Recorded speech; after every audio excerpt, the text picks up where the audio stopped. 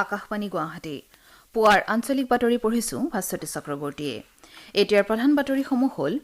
ৰাজ্যৰ খিলঞ্জীয়া লোকসকলৰ ভূমি অধিকাৰ সুৰক্ষিত কৰাৰ উদ্দেশ্যে অহা ৫ অক্টোবৰত ৬০,০০০ পৰিয়ালক মাটিৰ পট্টা প্ৰদান কৰা হ'ব বুলি মুখ্যমন্ত্ৰী সৰ্বানন্দ সোণোৱালৰ ঘোষণা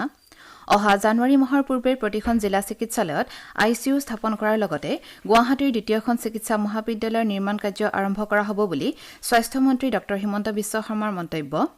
অসমত কোভিডৰ পৰা আৰোগ্য হোৱা লোকৰ সংখ্যা ১,১৫,০০০ অতিক্ৰম ইতিমধ্যে ৪৮২ জনৰ মৃত্যু পূব লাডাখৰ প্ৰকৃত নিয়ন্ত্ৰণ ৰেখাৰ সমীপত ভাৰতীয় আৰু চীনা সৈন্যৰ মাজত অব্যাহত থকা অচলাৱস্থা সন্দৰ্ভত আজি লোকসভাত প্ৰতিৰক্ষা মন্ত্ৰী ৰাজনাথ সিঙৰ বিবৃতি আৰু তিনিচুকীয়া জিলাৰ বাঘজনৰ উৎপাদন কূপৰ জুইৰ তাপ আৰু শব্দই কাষৰীয়া এলেকাত নেতিবাচক প্ৰভাৱ পেলোৱাৰ ঘটনাৰ বিতং তদন্তৰ বাবে কেন্দ্ৰীয় চৰকাৰৰ ৩জনীয়া সমিতি গঠন এতিয়া শুনক বিতং বাতৰি ৰাজ্যৰ খিলঞ্জীয়া লোকসকলৰ ভূমিৰ অধিকাৰ সুৰক্ষিত কৰাৰ উদ্দেশ্যে ৰাজ্য চৰকাৰে অহা ৫ অক্টোবৰত ৬০,০০০ পৰিয়ালক মাটিৰ পট্টা প্ৰদান কৰিব কালি গুৱাহাটীত ৰাজহ বিভাগৰ এখন পৰ্যালোচনা বৈঠকত মুখ্যমন্ত্ৰী সৰ্বানন্দ সোণোৱালে এই বিষয়ে প্ৰকাশ কৰে তেওঁ প্ৰতিখন জিলাতে হ'বলগীয়া পট্টা প্ৰদান অনুষ্ঠানত সংশ্লিষ্ট জিলাৰ দায়িত্বত থকা মন্ত্ৰী আৰু সাংসদসকলক জড়িত কৰাৰ ব্যৱস্থা কৰিবলৈ ৰাজহ বিভাগক নিৰ্দেশ দিয়ে তেওঁ লগতে কয় যে ইতিমধ্যে ৪৬,০০০ খিলঞ্জীয়া পৰিয়ালক ৰাজ্য চৰকাৰে মাটিৰ পট্টা প্ৰদান কৰিছে ৰাজ্য চৰকাৰে প্ৰতিশ্ৰুতি অনুসৰি অসমৰ ১,০০,০০০ৰো অধিক খিলঞ্জীয়া পৰিয়ালক মাটিৰ পট্টা প্ৰদান কৰিব বুলি তেওঁ প্ৰকাশ কৰে ইয়াৰ উপৰি চলিত বিত্তীয় বৰ্ষৰ ভিতৰত ৰাজ্যৰ অতিৰিক্ত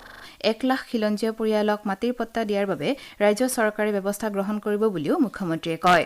বৈঠকত শ্ৰী সোণোৱালে কয় যে খিলঞ্জীয়া ভূমিহীন পৰিয়ালক মাটিৰ পট্টা প্ৰদান কৰা বিষয়টো বৰ্তমানৰ ৰাজ্য চৰকাৰখনে অগ্ৰাধিকাৰ দিছে তদুপৰি অহা ২৪ ছেপ্টেম্বৰত মুখ্যমন্ত্ৰীয়ে অৰুন্ধতী আঁচনিৰ হিতাধিকাৰীসকলৰ মাজত ৪০,০০০ টকাকৈ সাহায্য বিতৰণ প্ৰক্ৰিয়াও আনুষ্ঠানিকভাৱে উদ্বোধন কৰিব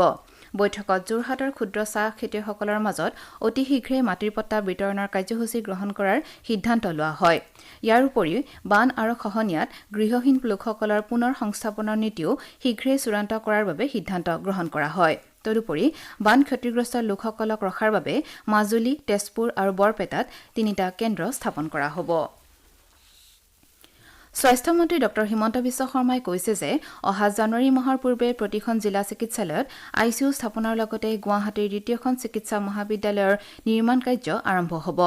গুৱাহাটী চিকিৎসা মহাবিদ্যালয় হাস্পতালৰ প্ৰেক্ষাগৃহত কালি ১,০০০ গৰাকী ষ্টাফ নাৰ্ছ আৰু ২১৫ গৰাকী আইচিইউ টেকনিচিয়ানক নিযুক্তি পত্ৰ বিতৰণ কৰি শ্ৰী শৰ্মাই এই কথা প্ৰকাশ কৰে তেওঁ কয় যে আছাম ক্ৰিটিকেল কেয়াৰ প্ৰগ্ৰেমৰ অধীনত ২৫০ কোটি টকা ব্যয় সাপেক্ষে প্ৰতিখন জিলা চিকিৎসালয়ত আইচিইউ স্থাপনৰ পদক্ষেপ লোৱা হৈছে অহা এমাহৰ ভিতৰত আইচিইউ নাৰ্ছ নিয়োগৰ ব্যৱস্থা গ্ৰহণ কৰাৰ লগতে মহেন্দ্ৰ মোহন চৌধুৰী আৰু কালাপাহাৰ হাস্পতালক লৈ গুৱাহাটীৰ দ্বিতীয়খন চিকিৎসা মহাবিদ্যালয় স্থাপন কৰা হ'ব বুলি তেওঁ উল্লেখ কৰে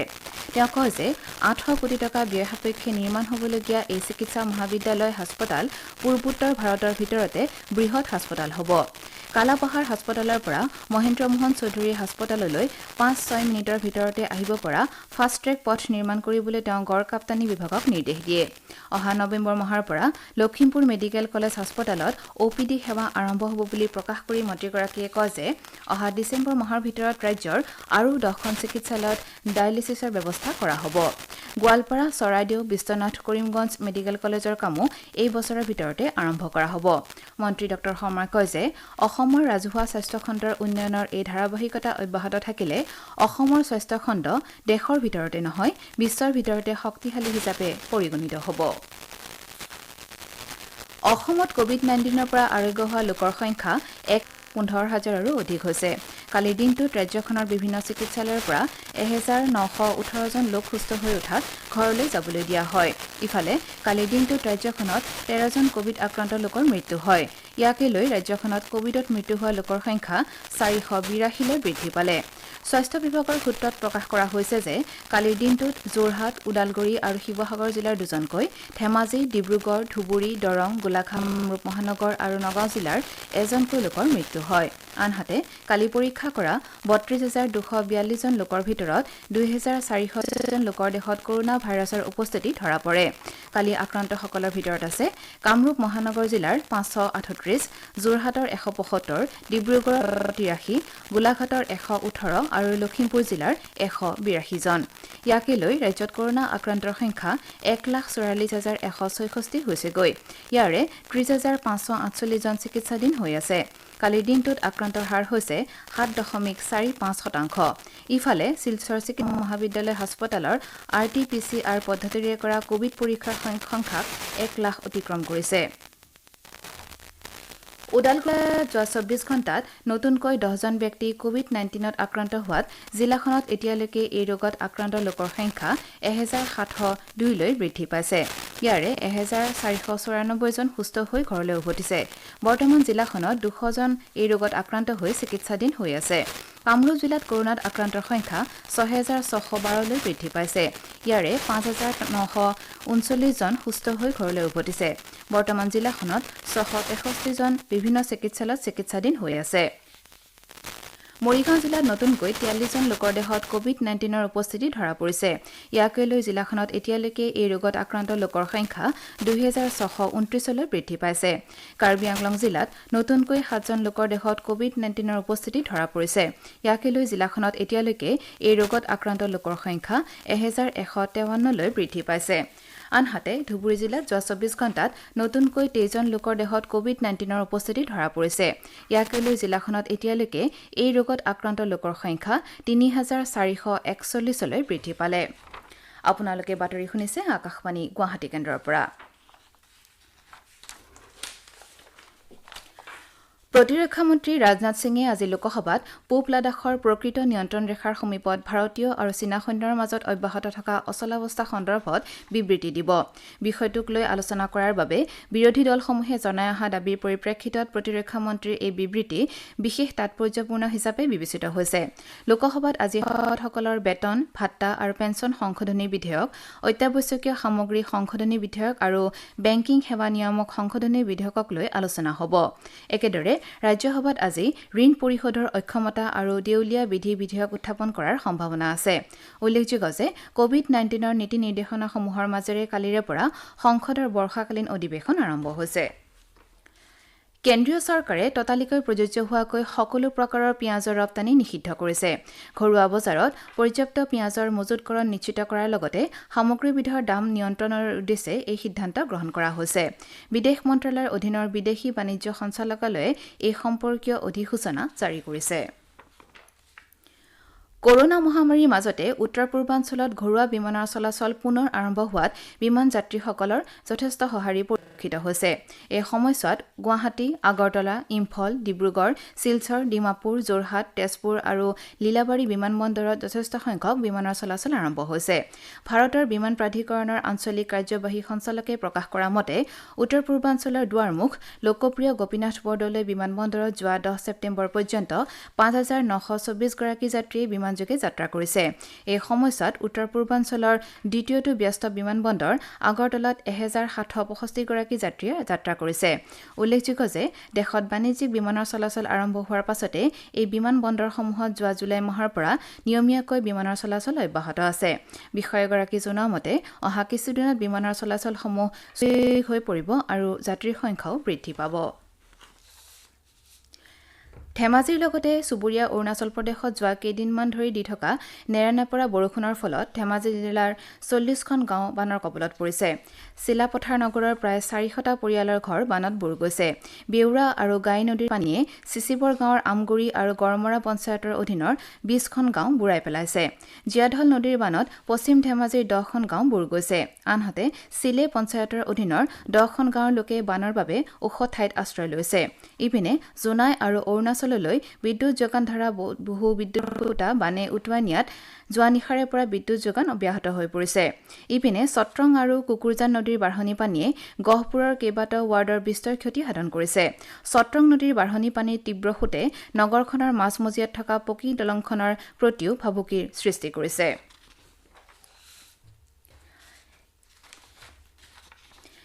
কেন্দ্ৰীয় চৰকাৰে তিনিচুকীয়া জিলাৰ বাঘজানৰ তেল আৰু গেছ উৎপাদন কূপৰ জুইৰ তাপ আৰু শব্দই কাষৰীয়া এলেকাত নেতিবাচক প্ৰভাৱ পেলোৱাৰ ঘটনাৰ বিতং তদন্তৰ বাবে এখন 3জনীয়া সমিতি গঠন কৰিছে। লোকসভাত কালি বাঘজানৰ অগ্নিকাণ্ড সম্পৰ্কীয় এটা প্ৰশ্নৰ উত্তৰত কেন্দ্ৰীয় পেট্ৰলিয়াম মন্ত্ৰী ধৰ্মেন্দ্ৰ প্ৰধানে এই কথা প্ৰকাশ কৰে। তেওঁ কয় যে অঞ্চলটোৰ প্ৰায় 3000 ক্ষতিগ্ৰস্ত পৰিয়ালক স্থানান্তৰ কৰি আশ্ৰয় শিবিৰত ৰখাৰ ব্যৱস্থা কৰা হৈছে। কেন্দ্ৰীয় মন্ত্ৰীগৰাকীয়ে কয় যে অইল ইণ্ডিয়া লিমিটেডে ইতিমধ্যে ক্ষতিপূৰণ হিচাপে তিনিচুকীয়া জিলা প্ৰশাসনৰ ওচৰত 10 কোটি টকা জমা দিছে। এই ধনেৰে ক্ষতিগ্ৰস্ত 3645টা পৰিয়ালক 30,000 টকাকৈ এককালীন সাহায্য প্ৰদানৰ বাবে ব্যৱস্থা গ্ৰহণ কৰা হৈছে। শ্ৰীপ্ৰধানে লগতে কয় যে গুৱাহাটী IITয়ে থাৰ্মেল ইমেজিঙৰ জৰিয়তে তাপৰ প্ৰভাৱ সম্পৰ্কে অধ্যয়ন চলাই আছে। আনহাতে শক্তি আৰু গৱেষণা প্ৰতিষ্ঠান চমুকৈ টেৰীয়ে বায়ুৰ মান নিৰীক্ষণ কৰি থকাৰ লগতে উত্তৰ পূব বিজ্ঞান প্ৰযুক্তি প্ৰতিষ্ঠান চমুকৈ নিষ্টে ভূকম্পন সম্পৰ্কীয় অধ্যয়ন অব্যাহত ৰাখিছে। প্ৰসংগক্ৰমে তেওঁ কয় যে এতিয়ালৈকে কোনো স্থানীয় লোকে প্ৰাণ হেৰুওৱা নাই। অৱশ্যে অইল ইণ্ডিয়া লিমিটেডৰ 3জন কৰ্মচাৰী এই ঘটনাত নিহত হৈছে বুলি তেওঁ প্ৰকাশ কৰে। তেওঁ কয় যে অঞ্চলটোৰ লোকসকলৰ সা সম্পত্তিৰ ক্ষয় ক্ষতিৰ হিচাপ নিকাচ কৰাৰ বাবে স্থানীয় প্ৰশাসনে এখন সমিতি গঠন কৰিছে। এতিয়া শুনক আজি গুৱাহাটীৰ পৰা প্ৰকাশিত বাতৰি কাকতসমূহৰ মুখ্য বাতৰি চমু অৱলোকন জুলি শৰ্মা বৰুৱাৰ পৰা। আজি গুৱাহাটীৰ পৰা প্ৰকাশিত দৈনিক জনমভূমি কাকতে আছু আৰু যুৱ ছাত্ৰ পৰিষদৰ উদ্যোগত নতুন আঞ্চলিক দল অসম জাতীয় পৰিষদৰ আত্মপ্ৰকাশৰ বাতৰিটো প্ৰথম পৃষ্ঠাত প্ৰধান বাতৰি হিচাপে প্ৰকাশ কৰিছে। একেটা বাতৰিকে অসমীয়া প্ৰতিদিন কাকতে অগপ জন্মৰ 30 বছৰৰ পিছত নতুন দল, দৈনিক অগ্ৰদূত কাকতে ঘৰে ঘৰে আমি দৰ্শনেৰে নৱেম্বৰৰ প্ৰথম সপ্তাহত ৰাজ্যৰ ৰাজনীতিৰ পথাৰত নতুন দলৰ ভুমুকি, নিয়মীয়া বাৰ্তা কাকতে আঞ্চলিকতাবাদৰ ধ্বজা উৰুৱাই AJP, আমাৰ অসম কাকতে ঘৰ ঘৰ মোদীৰ ঠাই ঘৰে ঘৰে আমি শিৰোনামাৰে বাতৰিটো প্ৰকাশ কৰিছে। দ্য আছাম ট্ৰিবিউন কাকতে আছু AJYCP form political outfit, Asomiya Khabar কাকতে 60,000 খিলঞ্জীয়া পৰিয়াললৈ ভূমিৰ পট্টা শিৰোনামাৰে বাতৰিটো প্ৰথম পৃষ্ঠাত প্ৰধান বাতৰি হিচাপে প্ৰকাশ কৰিছে। ৰাষ্ট্ৰপতিৰ পৰা প্ৰধানমন্ত্ৰীলৈ 10,000 ভাৰতীয়ৰ ওপৰত তীক্ষ্ণ নজৰ চীনৰ শিৰোনামাৰ এটা বাতৰি আজি প্ৰকাশিত প্ৰায় আটাইকেইখন কাকতে প্ৰথম পৃষ্ঠাত মুখ্য বাতৰি স্থান দিছে। আজি প্ৰকাশিত অন্যান্য বাতৰিৰ ভিতৰত আছে কৰোনাৰ প্ৰতিষেধকৰ বাবে অপেক্ষা কৰিব লাগিব 4 বছৰ, কৰোনা সংকটৰ মাজতে সংসদৰ বৰ্ষাকালীন অধিৱেশন, 25 গৰাকী সাংসদ পজিটিভ চিনাক্ত, ৰাজ্যসভাৰ সাংসদৰূপে শপত ল'লে অজিত কুমাৰ ভূঞাই, কৰোনাৰ দ্বিতীয় ঢৌত ফ্ৰান্স অষ্ট্ৰিয়াত হাহাকাৰ, 21 ছেপ্টেম্বৰৰ পৰা খুলিব শিক্ষানুষ্ঠান, 50% শিক্ষক শিক্ষয়িত্ৰী কৰ্মচাৰী নিয়মিতভাৱে উপস্থিত থকাটো বাধ্যতামূলক, 21 ছেপ্টেম্বৰতহে শুনানি হ'ব নগাঁও কাগজ কলৰ ইত্যাদি। এয়াই আছিল আজি গুৱাহাটীৰ পৰা প্ৰকাশিত বাতৰি কাকতসমূহৰ প্ৰথম পৃষ্ঠাৰ মুখ্য বাতৰি চমু অৱলোকন। পৰৱৰ্তী বাতৰি শুনক ভাস্বতী চক্ৰৱৰ্তীৰ পৰা। ধন্যবাদ জুলি শৰ্মা বৰুৱা। আকাশবাণীৰ বাতৰি সেৱা বিভাগে গান্ধী দৰ্শন শৃংখলাৰ অধীনত বিভিন্ন বিষয়ত মহাত্মা গান্ধীৰ বিষয়ে প্ৰতিবেদন প্ৰচাৰ কৰি আছে। উল্লেখযোগ্য যে মহাত্মা গান্ধী পৰিৱেশ সংৰক্ষণৰ প্ৰতি যথেষ্ট সজাগ আছিল। 1909 চনত তেওঁ লিখা হিন্দু স্বৰাজ নামৰ গ্ৰন্থখনত অনিয়ন্ত্ৰিত উদ্যোগীকৰণ আৰু বস্তুবাদৰ বিৰুদ্ধে সতৰ্ক কৰি দিছিল। তেওঁ কৈছিল যে পৃথিৱী, বায়ু, ভূমি আৰু পানী পূৰ্বপুৰুষৰ পৰা পোৱা সম্পদ নহয়, বৰং এই সম্পদসমূহ আমি আমাৰ শিশুহঁতৰ পৰা ঋণত লোৱা সম্পদহে।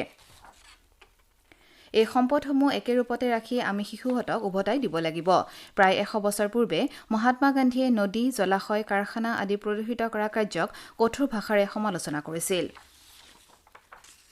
ধুবুৰী জিলাৰ ক্ৰীড়া বিষয়া ৰাজ্যিক পৰ্যায়ৰ ফুটবল খেলুৱৈ সত্যপ্ৰসাদ দাসৰ দুৰাৰোগ্য ৰোগত আক্ৰান্ত হৈ কালি গুৱাহাটীত দেহাৱসান ঘটে। মৃত্যুৰ সময়ত তেওঁৰ বয়স হৈছিল 69 বছৰ।